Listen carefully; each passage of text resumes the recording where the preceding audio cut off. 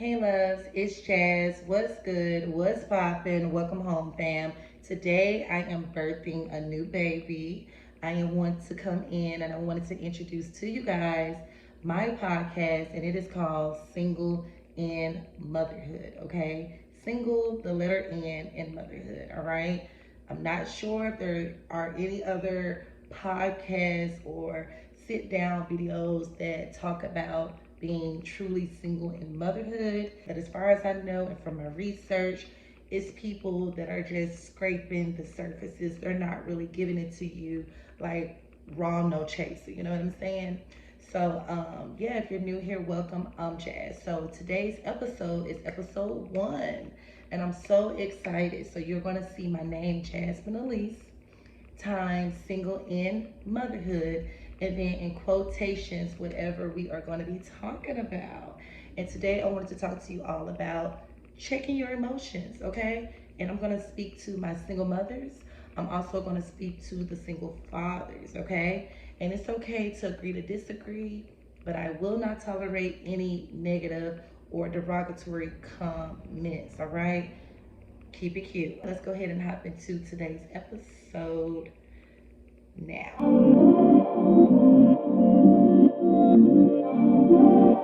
Back here in my glass, you all, it looks like I'm drinking. It looks so cute, look fancy, honey. Because I kept saying, where do I want to set up? Like, what would be like my podcast, like background or whatever? And I figured up here at my bar stool, why not? Yeah, I'm having apple juice. Okay, let me live. Okay, we're gonna pretend like this some champagne or something. Okay, I'm just swirling it around like that. So when I thought about this podcast and I thought about topics, the first thing that came to my mind is checking your emotions. Checking your emotions as an adult, as a grown woman, and as a grown man. There is nothing worse than an overly emotional woman and an emotional man. There is nothing worse than that. And as adults, we have to be able to properly communicate how we feel and what hurt us. That is vital. I don't know about you, but for me, it's so important that I'm able to say what hurt me, what saddened me, what confused me, or whatever the case may be. I feel like, especially as black people, we don't express enough. We hold so much, like literally right here. And we come from such a strong background. Suck it up, get it out the mud type of thing. And there are times where you may not want to be strong. You may not want to, suck it up. You may want to be able to express. And there's nothing wrong with that. But it's just really knowing how to express, really knowing how to have those emotions intact. And for me, I come from a lot of trauma. I do. I'm not, you know, saying that to get attention at all. And I'm definitely not saying that to unpack some things. I don't want to unpack my trauma. I am going to get therapy for that, counseling and all of that. I know for a fact that that would benefit me, especially being in my early 30s, and I am in the prime time of my life. Um, so yeah, but when you come from having a lot of trauma, it is so hard to communicate how you feel. It is so hard to check your emotions, and um, it can be very like blah sometimes because you're like, I want to say this, but I don't want it to come across the wrong way, or I want to tell this person how I feel, but would they care? You know what I mean? And then you got so many different personality types. You got people who are bipolar, ADHD, narcissistic, just all kind of things as well. You want to make sure that if you do express, what they understand. It's a lot. And I always refer to my Bible to help me. With the right words to say, help me with my actions and things like that. But let's go ahead and dive deep into the topic with checking your emotions. So the reason why I named this checking your emotions because I feel like communicating is like top priority when it comes to being single and motherhood. We have to communicate with these men even when we don't feel like it. When we're sick, when the kids are sick, when we are working, not working, when we're college students or not, whatever's going on in our lives, we're going to have to communicate with these men at some point. And for me, I want to be able to talk to my kids' fathers, yes, with an S.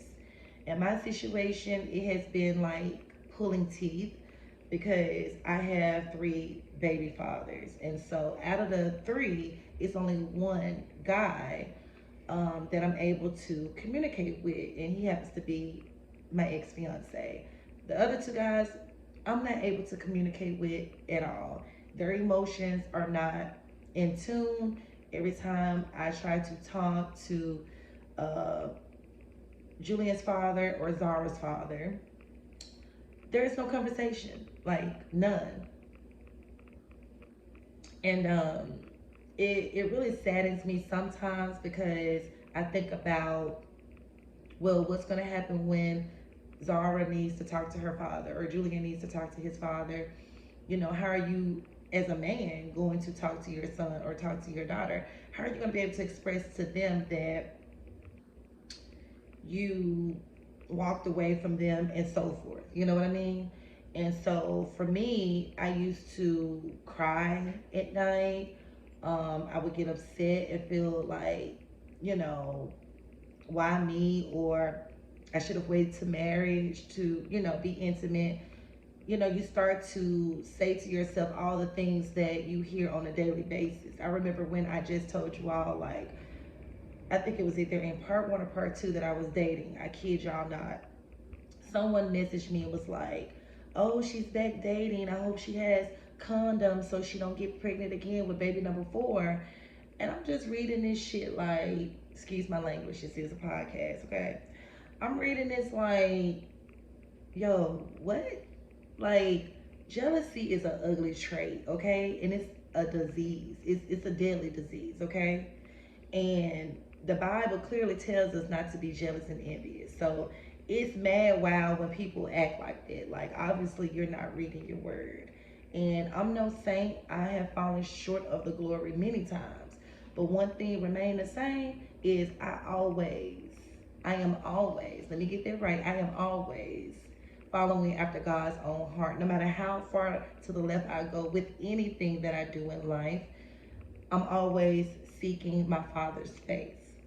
But yeah, when I got that, you know, I could have easily went off on the person, called the person, whatever name in the book, but it would have served me no purpose. And that's what I've had to realize in this single mom thing. Like, I may be a single mom, but technically I am single in motherhood. You know what I mean? I remember running into a woman, and I'm gonna get back to the baby fathers in just a minute, but I remember running into a woman inside of like my local grocery store, and she was like telling me, you know, how blessed I am to, you know, have the kids. And I was like, thank you. And she was saying how sweet my kids were and how well mannered they were.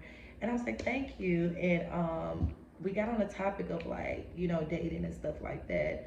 And she was giving me advice about like, you know, waiting and how important it is to be content in your singleness and just really live it up in your singleness, not in a way where you just breaking down headboards. No, like, be single, wait on God to see your spouse and all of that, right? So as we're talking, she goes on to tell me that she lost her husband. And I said, so what do you prefer to be called? Do you prefer to be called a wife, or do you refer to yourself as a widow? You know, someone that loses a spouse is considered a widow. And she was like, oh, I prefer to be called a wife. I didn't get, and I'm laughing about it because it was funny in that moment when she said it. Okay, I'm not laughing at the fact that she's a widow. No, okay, let me get that understood. And prayers out to her. She was such a lovely woman, really lovely woman. But it was just it was funny the way she said it. Like, I'm gonna forever and always be Mrs. You know, and her husband's last name. And I was like, you know what? That is so awesome. And she said, so yeah, don't, you know, go around feeling like You have to refer to yourself as a single mom, like you're single in motherhood. And she is the reason, I wanted to come on and go ahead and get this podcast going. But also, she really sparked the title of Single in Motherhood, because that is so true. I'm literally single in motherhood. If I didn't come on here and post anything about a single mom, anything, y'all would never know. Y'all would never know. You guys would want to know, hey, where are the kids' fathers? But that don't mean I have to tell you. You know what I mean? So as women, we got to just check our emotions and not, let this worldly stuff get the best of us when we're out here navigating to the grocery store, when we're out here and we don't have a wedding ring on our hand, when we're out here and people are like, oh, there goes that woman with all them kids. You know how they do us. Let's just keep it a buck. Oh, there goes that woman with all them kids. Oh, she, got food stamps. Oh, the kids on Section 8 or 8. Listen, you ain't got to know someone's whole life story to respect them.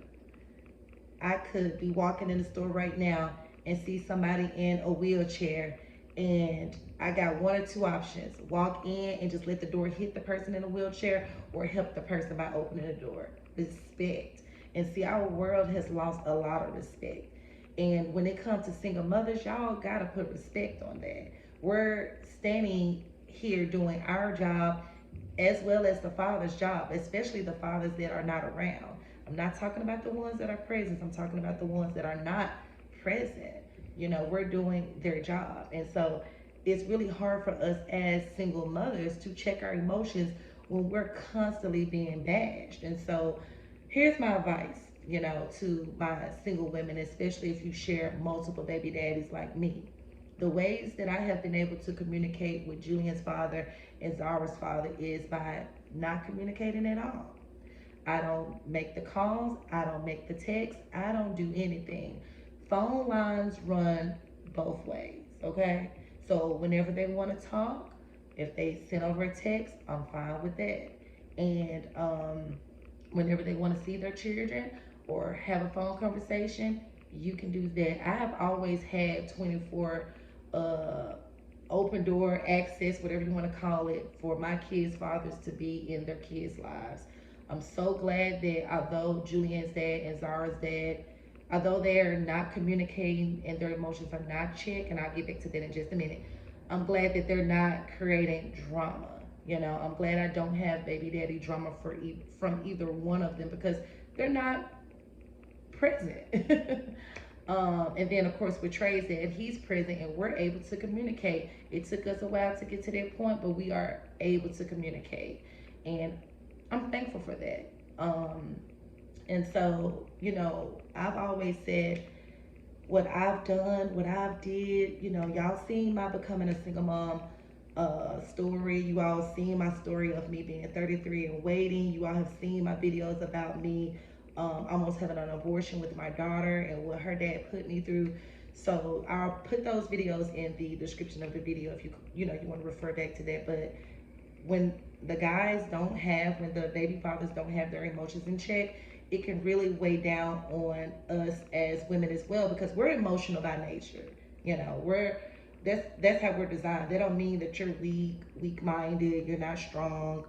We are emotional by nature. We're women. We're caring, we're loving, and all of those kind of things. But we need, these men to step up and be accountable as well. We need our emotions cared for and sought after. And there is nothing worse than an overly emotional woman and then an emotional man. A man that's not in tune with who he is as a man. And the number one thing that women want to feel is safe all the way across the board, in finances, in their spirituality, in who they are as a woman. Like, we just want to feel safe, and we can't feel safe or have our emotions in check. And if you don't feel safe with yourself, how can we feel confident, empowered, and stuff like that? And so I remember telling y'all in the becoming a single mom story that, my mom raised me to be a wife and stuff like that. And I remember telling y'all that when I met my kids' fathers and just dating in general, I thought every dude that I met was my husband. Remember I told y'all that? I want to refer back to that real quick. I'm so glad that I don't think like that anymore. I would not be raising my daughter to focus on just becoming a wife. I need her to know who she is as a woman. And we'll get to that topic later. But, of course, I want to raise her to, you know that if becoming a wife is an option for her, because God doesn't specify that you have to get married, but if it's an option for her and there are signs and things aligned, then we can talk about what a wife does and all of those things. But past that, I need my daughter to be content in who she is, because see, I don't need nobody playing her the way I've been played. You know what I mean? I have to tell myself, if I don't get my emotions in check from dealing with the masses of my past trauma and trauma from my baby fathers, and then just internal trauma of like how I feel about myself, sometimes I can affect generations. Once you become a parent, you are responsible for generations. I am responsible for how my kids turn out, their kids and their kids and their kids. So it's deeper than us not having our emotions in check. So I really need, my women out there to hear me, and my men out there to hear me. See about each other, love on each other, send the text message, make the calls. Don't make this a damn Kentucky Derby race where, people gotta roll up, okay? Because here in Memphis, we about that life. We like, where you at? We gonna pull up. It's on site. Okay, let me not do that. But no, for real. We just gotta get to a space where everything ain't always ugly. Like, everything is not always bad and drama filled, and, you know, somebody got to put somebody on blast. You know what I mean? Like, have our emotions in check. And that's something that I've really been working on, is expressing how I feel. If this made me upset or if this is a concern for me, let me elaborate on that. Let me not leave a question mark there. And I leave space for my son's fathers to do that. I don't know when I'm gonna get those calls from Julian and Zara's dad, but when I do, I'm gonna leave space for them to express, even if it's not true, even if I don't want to hear it, cause y'all know I'm a Taurus. I'm stubborn as hell. But like, not today, Satan click. Okay, not for real. But no, I'm gonna leave space for them to express, and I pray one day that they can do the same. So have your emotions in check. Don't let your emotions get the best of you. Understand that, everyone is different. We're all, taking care of our own households. And then just remember to pray. I pray all the time, because prayer does change things, and it could mend your heart, your spirit. It could mend, how you're feeling, to where you're not even focused on all of that stuff that's going on. Because, like I said, we all got trauma. It's, are you ready to come up out of it? You know what I mean? And so, yeah, another thing that I want to say is, we can't make people who we want them to be. That's another thing that I try to do so much, which had my emotions all over the place. It's like, I knew guys were no good, or I knew certain families shouldn't be around, or I knew certain friends should be around. But let me stay focused on the guys, because this is single and motherhood. I knew certain dudes were no good, but I just kept seeing the good in them, tried to change them, mold them into what I want them to be. And I would hear God saying, no, that is not your husband. No, that is not your man. You know what I mean? And he was right. Ain't I single today? He was right. So yeah, I just want to come in and say, spread love, peace, positivity. If you enjoyed this first episode of Single and Motherhood, let your girl know. And cheers to you guys. Thank you for tuning in. And don't forget that it's so much easier, and it requires like so many emotions to get upset, rather than just saying, okay, let go, let God, give things time to kind of smooth out, and then communicate how you feel. Okay, we want strong, healthy single mom or single dad households. Our kids don't have to grow up and be a menace to society. I'm working on making sure that my kids don't. You know, I may be a statistic, but my God says otherwise. Okay, so yeah. I love y'all, and I'll see y'all in episode 2.